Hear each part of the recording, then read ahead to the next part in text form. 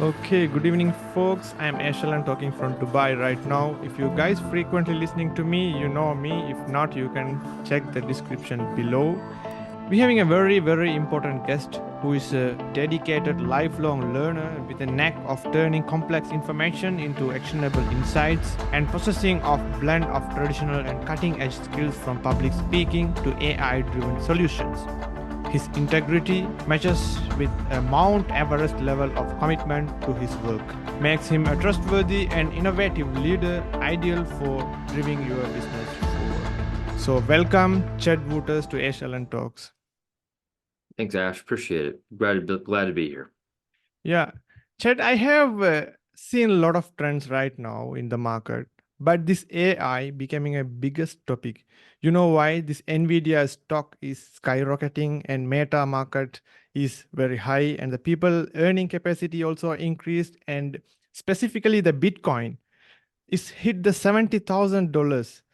And hmm what do you think about this AI? What's actually happening in the market, or it's a kind of a bubble, or how the investors and the people who are using AI can see the trend which is happening right now?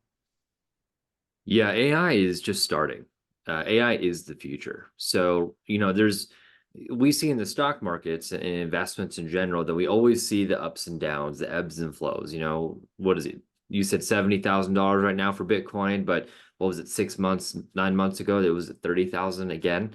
So when we see things like investing, AI can help out with that to a limited extent. I've actually not played with it in that specific opportunity, you could say, but AI is not going to act like that stock market.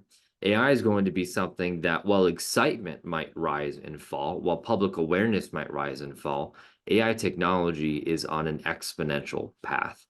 Think Dogecoin after they put that ad in the Super Bowl, and it went from like 1 cent to like 70 cents.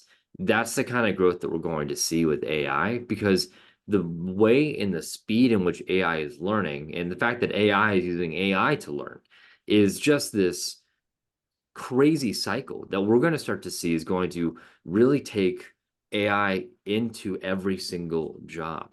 And so it's just getting started. I don't think we're going to see as big of an ebb and flow, but we are going to see kind of a public perception or public awareness, or maybe even a news ebb and flow. But I think AI technology is just getting started. It's here to stay, and it's going to be getting to be bigger and bigger part of our lives. Wow. With that note, Chad, we have seen a lot of AIs are coming into the market right now. So ChatGPT came, and now the new version, ChatGPT 4 and 4.5. And from Tesla perspective, they are planning to implement Grok, and some more implementations are coming into the market. Now people are focusing on developing AI, and we can see that trend, and it's going forward. So, what do you think about the people of users? These companies are actually testing the AI right now, or it's a fully formed which is available in the market? So a lot of companies are spending millions of dollars, maybe billions in some instances, to develop AI. There is a lot of concerns with AI, from the fact that it doesn't always give accurate answers to the fact that it also creates answers out of thin air, because it is a generative text model a lot of the time. Now, things like ChatGPT, those have limitations. As a large language model, ChatGPT is really bad at math. So you may not want ChatGPT advising you on your stock portfolio, because understanding that math, unless it's done in a very specific way, is likely not going to give you that output and result. So these companies are utilizing these AI in kind of constrained environments. They're testing them, teaching them, they're helping them learn, and AI gets bigger and better, then they're going to start implementing it more and more. Now, what I can tell you from the folks I know who are actually developing AI, who are working in these softwares on the back end, that are working with this, terabytes of data that's being aggregated to train these AI, they're not ready to release AI without human intervention, without human approval, because a lot of these AI are doing these things. There's incorrect information, there's made up information. And so it still takes a human eye right now to do that. Whether that'll be the case in 20, 30 years, I don't know. But I do believe that humans and AI are not going to be separate for some time. Mm-hmm. And is AI going to impact the workplace? Is an obvious question. Yes, of course. But how it will impact? I mean, will it replace the real humans, or can it perform itself in the future, or what's the criteria here? I have to know, because the thing is, the people are more into AI, but actually, who Mm, knows to use the even the ChatGPT is very minimum level. No one is using right. in the optimum, fully functional level. So how the educational level, and will this AI can outperform humans in the future? What's your idea on it? So I don't believe that AI is going to replace humans. I do believe that humans who use AI will replace other humans.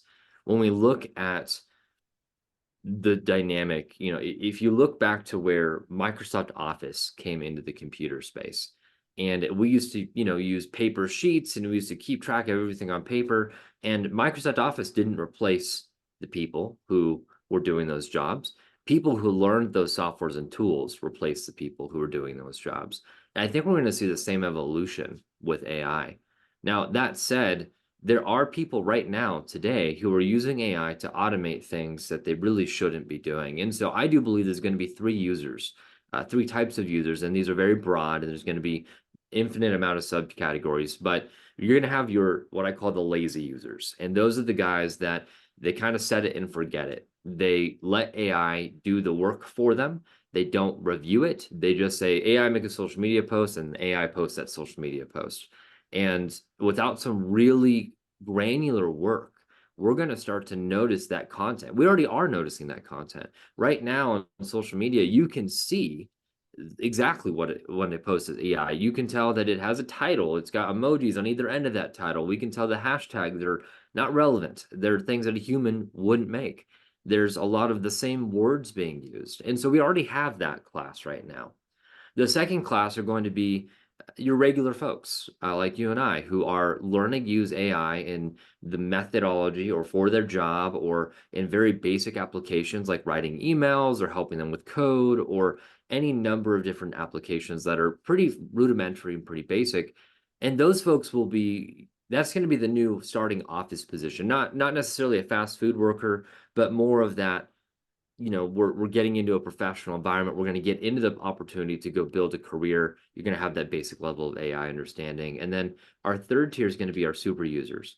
And the super users are the ones who are going to really understand what AI is, how it works. They're going to be understanding how to build knowledge bases. They're going to be using advanced applications, delegation. They're going to make sure that the AI creates content and quality, helps them scale their voice, but it's their voice, not the AI's voice. It's going to help them scale their efforts. But again, it's making them more effective as a person, not replacing their job. And so we're going to see these three classes of people evolve, and it's already starting. You can see people who are super users. You can see people who are posting these lazy posts. And to your point, there's a lot of folks who are just trying to try AI that are in our normal kind of getting familiar with these different models. And so I really believe that's where the market's going. And right now, we all have a choice. What class are we going to be? Are we going to be the lazy user, which isn't wrong, it just is? We're going to be the at least somewhat familiar user, or are we going to start to really learn the next skill set that's required in jobs and business in the future? And that's the question I start to ask folks all the time. Wow. With that note, Chad, is AI all good? Because I'm seeing, in a way, can an AI can control the humanity in the future, or how can it be? Because I have seen some examples, even some videos in social media. They have kept two mobile phones. They have switched on the ChatGPT, and both of them talking together and come to a conclusion.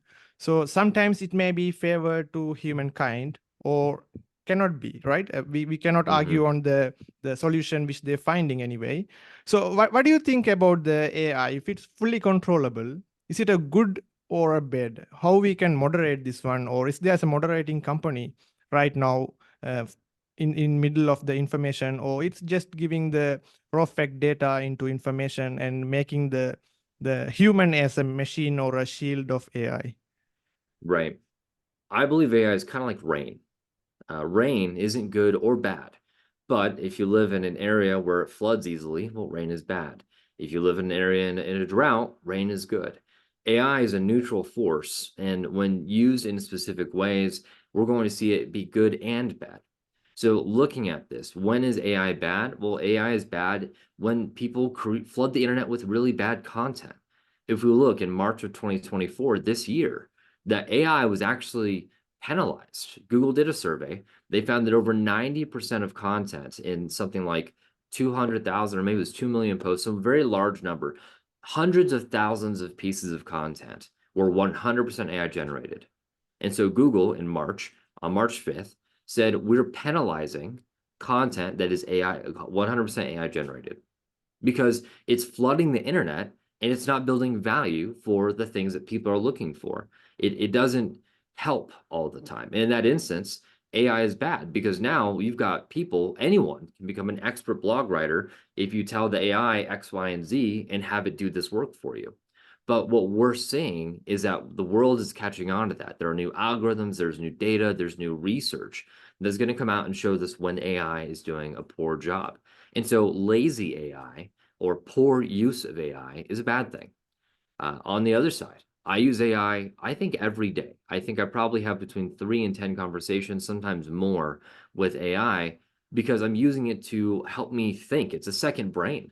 It allows me to help me build out email marketing. And not that I'm using it to write emails, but I might use it to brainstorm some ideas. I might use it to replicate certain pieces or give me some new ideas for sentences. But it allows me to have a collaborative person or person-esque device to brainstorm those pieces. And with some of the things that you do as you learn, there are pretty advanced ways to build knowledge bases and prompts that allow for a less than typical results that get you the thing that you're looking to do, that maintain your voice. And so I really think it's a neutral force. We're going to see a lot of bad usage because that's what happens today. We see True. Facebook. A lot of people are Yeah. hacking Facebook. Doesn't mean Facebook's bad, right? Same thing with AI. So it's a bit of a trick question. It is both. It really depends on how you use it. And if it's Mm. helping you or distracting you, if it's making you lazy or you're putting out tons of terrible content, or if you're using it to really scale your authentic voice, there you go. I hope that answers the question. Yeah, yeah, of course. And Chad, because we are into technology and AI things right now in the present, I have to ask this question because it's not a political one anyway. So it's a Mm-hmm. kind of, TikTok ban, right? So how Okay. you viewing this point, banning TikTok in United States, right? Because there are a lot of users, I think 170 million users plus, and there are some good content creators and some lot of small businesses are running based on TikTok. I have seen some people who have 20, 30 million followers and they have the customer base there. So if it's Mm-hmm. banned in the United States, so what will happen for the small businesses? Or is there and there will be like a kind of a new TikTok will be arrived to the market, or is there will be any replacement, or people will go behind Instagram and Google Ads, or how you viewing this point? I do believe that we're going to see one of two things happen, and it could be some version of these two things, but either TikTok's going to sell because that is an option on the table. They can sell their assets and basically be the same company. And I know that there's companies chomping at the bit to buy this company because of what it's worth. And they're going to see it. We're going to see a lot of interesting things here in the United States about this. The other side of it is that there's a humongous market gap. Now, whether or not they sell is going to determine how much someone's willing to invest in a platform like that. But these companies have an opportunity to really go about building a TikTok equivalent and launch a platform. So if someone spends the time, spends the money, spends the resources, and reaches out to those influencers on TikTok, I could see a migration. I don't think we're going to see anything. We have until September, if I'm not mistaken, really see what's going to happen if they're going to sell or those types of pieces. But as more information comes out, we're going to see that they will sell, or we're going to see we'll see a couple competitors, but we'll see one or two really big competitors who come into the marketplace launching a new product that is comparable. And we'll see that migration take place. I frankly believe that that's what it looks like. I don't believe that we're going to see users go backwards. There's something in human psychology that really, it's a fallacy, but we don't want to go backwards, right? We want to go back to the old thing. And so since that is the case, people are going to resist that. and just not going to go back to that piece. Yeah. And Chet, there's a statement was given by the ChatGPT, and actually they're gonna launch the Sora publicly Hmm. available to everyone. Right now they have Yep. limited the users up to some creators only. So it will Right. create digital the media files and some kind of into more into filmmaking industry. So what do Hmm. you think about this? Will it impact more on Hollywood level, or will it be like a cartoon creating thing? So what's your idea about it? I will say that there are some amazing generative AI image generators and even some pretty decent video generators. What I haven't seen is an AI that is that level at this point. It is possible that I'm completely surprised and that this Sora comes out with flying stars and is used. Now, for consumer grade social media, email marketing, YouTube, things of that nature, there's a strong chance that that'll work really well and really be impressive. But when it comes to the high skills, with the trades, the videography, the post production, I don't believe that AI is going to be able to get all the details correct. There's going to be enough.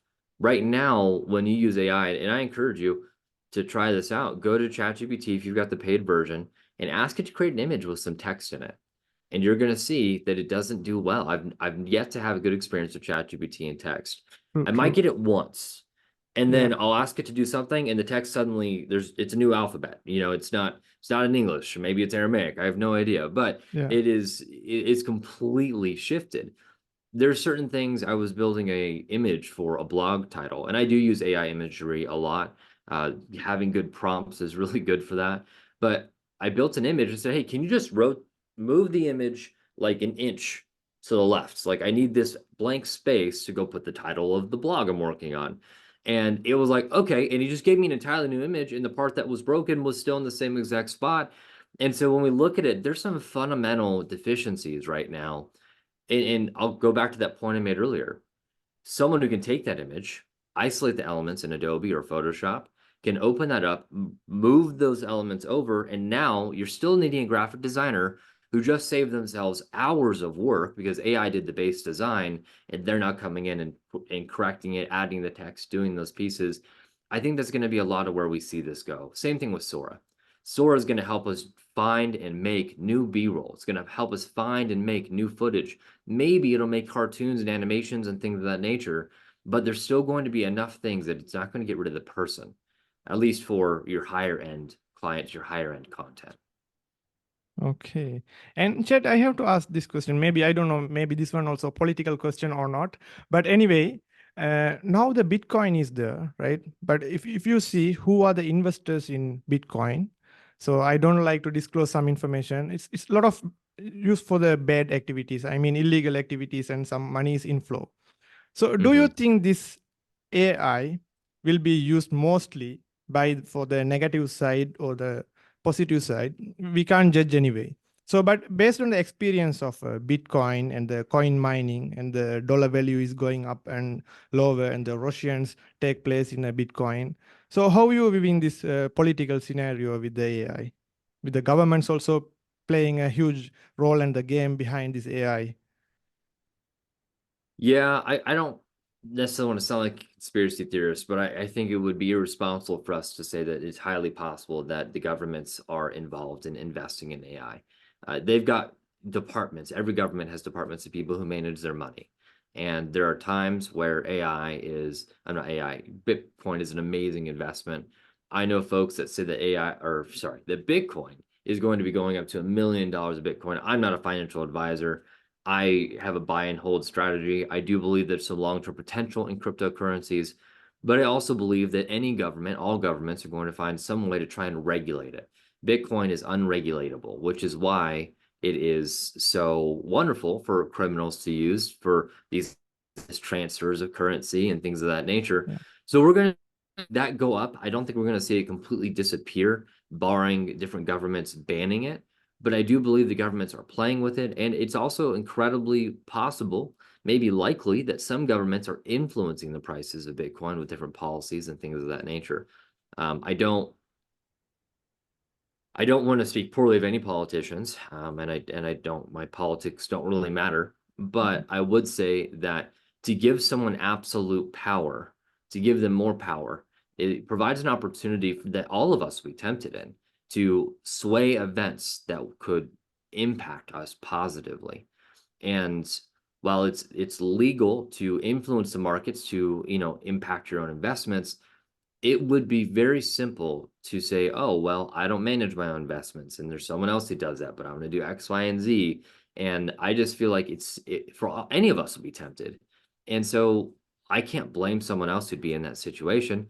Hopefully they get caught if they're doing illegal things, but that's really at their discretion. So I don't know. I don't have a lot of commentary on Bitcoin. I'm much more into AI guy. I do have some folks who know a lot about Bitcoin, though, if you ever want to get in a call with them. Mm-hmm. Because I raised that question, Chad, we have a huge link between the Bitcoin and AI. When the AI got boom up, the Bitcoin price automatically went up because people think Mm. it's also a kind of a technological way we are somehow impacting with AI.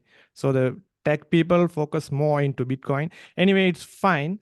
And Chad, I have to ask this question. Is AI going to replace marketers?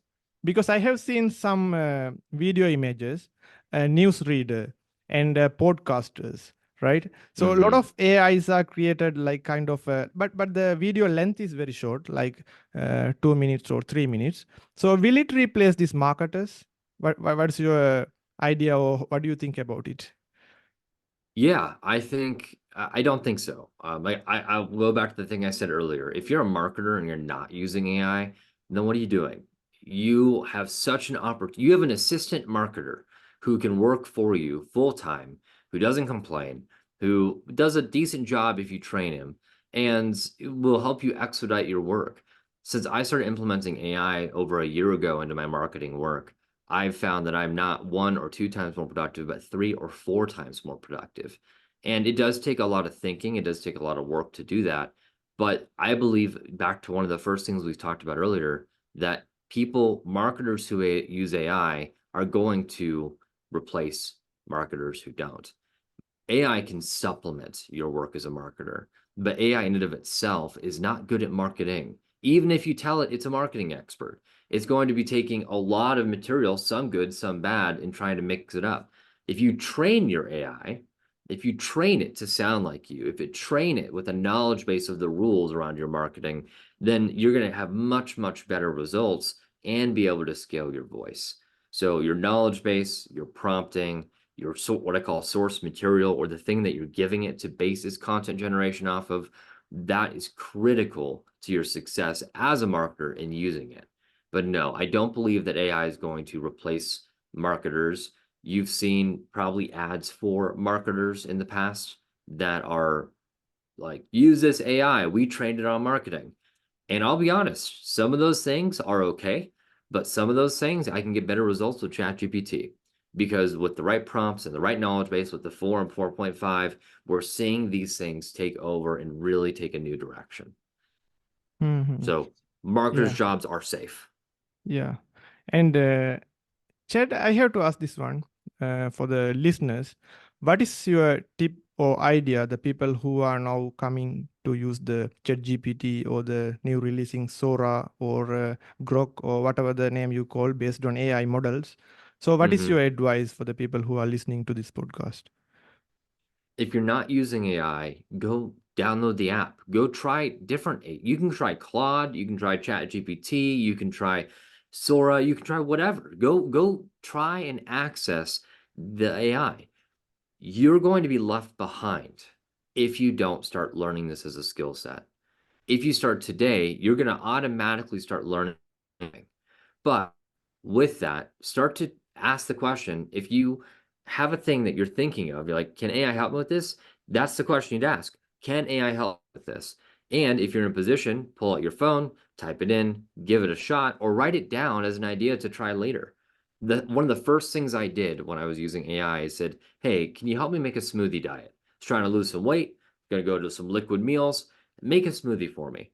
I said, I want to know how many calories, I need a shopping list. And I was using the free version. It did all of that for me. And I ended up using that smoothie diet to lose 20 pounds inside of 6 months. Probably not the best dietitian advice. It'll even tell you it's not a dietitian, but it can help you with these different pieces. I've even taken pictures of bookshelves and said, hey, can you help me organize my bookshelf?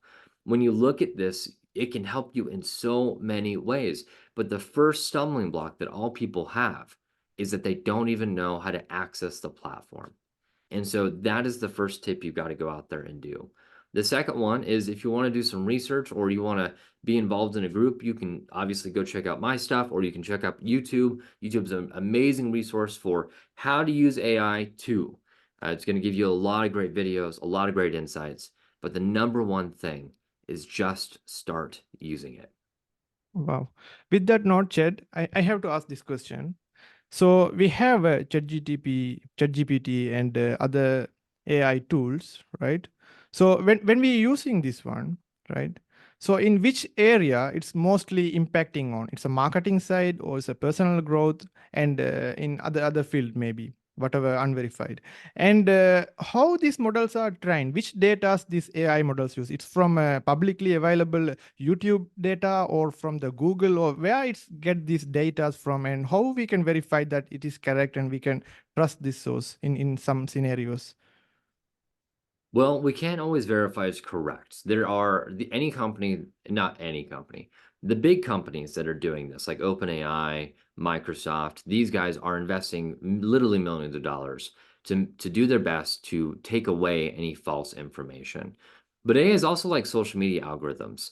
It's designed to give you what you want. So if you want a conspiracy theory about how X, Y, and Z is happening to X, Y, and Z person, it's going to help you formulate that conspiracy theory. It's its job to do that. It doesn't mean it's true. It just means that it's trying to help you by doing its job. So when we look at AI and answering that question about data accuracy and what's going on there, we first got to know that it is trained on a lot of data. Not all of it's true. They're working on that, but it's not guaranteed. The second thing is that we got to make sure that we fact check the AI. There are studies that show that AI is pretty accurate most of the time when it comes to medical information and different pieces like that. In fact, AI is being used all the time in diagnostics and radiology and the medical sleep sciences. So when we look at, we see that AI can be accurate. The third piece of the pie is that we have to understand that we can actually train AI ourselves. So this is something that launched with ChatGPT 4 and the personal GPTs, but we can upload our own knowledge base. We can upload our own facts. We can upload our own pieces. And then they're even having the ability to sell those pieces, sell access to that. And if you upload custom information that's not correct, well, then now you're contributing to the misinformation that's there. And so as relates to the accuracy question, we've got to be, as users, as business owners, we've got to be diligent to make sure that we're using it correctly. Now, on the other side, which industry is this going to impact? Well, it impacts any industry that takes the time to develop it. In the dental world, we see some things like Dent AI that is coming out. In the home sleep testing and medical sciences, we see products like Enzo Data. Now we've got dental diagnostics, we have diagnostics around home sleep testing. I built a course that helps students learn anything using ChatGPT and using it as their own personal tutor. So AI, and the beauty of AI is that it's not limited to one industry. It's not limited to one application. Each AI will have its pros and cons. ChatGPT is a language model. Don't ask it to do math, okay? These dental diagnostics are radiology models a lot of the time. Don't ask it to write you a paper. When it comes to AI, they're built for specific services, sectors, and their use case is really limited by its design, its build, and its application. So when it comes to how you use it or how you want to use it, if the AI you're using isn't designed with your purpose in mind, again, if OpenAI and ChatGPT is not designed to help you with math problems, well, then go find an AI that is. I truly believe that AI is the future, that every industry, every sector is going to incorporate AI, except for the sector that opposes as the non-AI sector. We're going to see that come as we do right now with the minimalist movement and the anti-social media movement and the anti-technology movement. Happen. It's going to be a market that creates itself.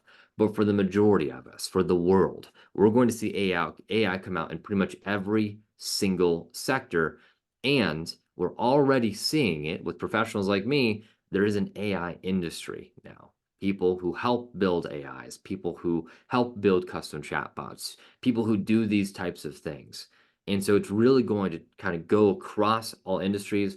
And as we see in the next couple of years, I really believe all industries will be able to benefit from AI. Wow. And Chad, I want to ask a last question and for this a conclusion. So what is your vision and the mission and how you seeing the future from now to next 5 years with the AI technologies and the new technologies are coming into the market and now the SpaceX also launching some rocket stuff and they have a target to the moon space and I don't know will it be possible in our mankind or in our life, but the people are trying for a big vision and the mission and big targets. So the AI also improving in other hand. And how you viewing the future of a mankind?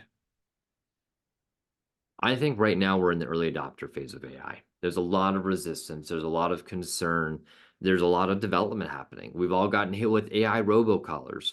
We've all gotten hit with these different pieces. And I think in the next 5 years, we're going to start to see the rules get tighter. We're going to start to see data being managed. We're going to start to see copywriting laws come out. We're going to start to see that AI becomes restricted. And that's probably a good thing. We're also going to see simultaneously people starting to use AI, and that shift where I talked about people who use AI are going to replace people who don't. That's going to start to happen. I don't know that we'll get all the way through the bell curve in that 5 years. It might take 10, but we are going to see a large amount of the population start to adopt this. It's going to become commonplace, and the world is primed to be able to take that next step with AI. So the question I have for your listeners is, are you going to be a part of that shift, or are you going to get left behind? I encourage you to not get left behind. I encourage you to download the app, try the thing, try and help it write an email, do whatever you need to do to get more comfortable and more familiar with using AI in your everyday life. Wow. With that note, we have discussed much about AI today and the future of the AI, how the implications and who are the people are using, how to benefit from it, and how the AI is creating its output and some more, a lot of stuff regarding AI and the future and how the generation is using and everything. So yeah, we will conclude this one. And thank you very much, Jed Wooter from United States of America to join with me in National Talks. Absolutely. Thanks for having me, Ash.